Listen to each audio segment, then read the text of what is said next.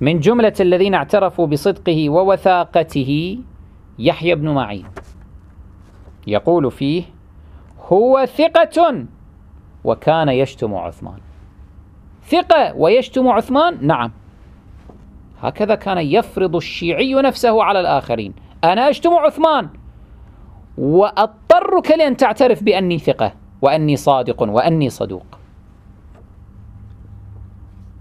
يقول يحيى بن معين: هو ثقة وكان يشتم عثمان، أي أنه يقر بأنه يشتم عثمان، لكنه لا يجد بدا من الاعتراف بأنه رجل ثقة، لا يجد بدا من الاعتراف بوثاقته. وقال فيه ابن أبي شيبة: ثقة صدوق. وقال فيه الساجي: صدوق في الحديث، تكلموا فيه من جهة سوء رأيه، أي سوء رأيه في من؟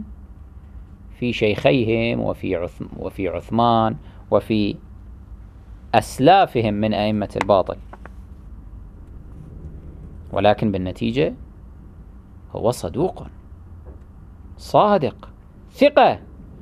ولهذا أخرج عنه الأحاديث كل من ابن ماجه في سننه، والترمذي في سننه، والنسائي في سننه، رغما عن أنوفهم.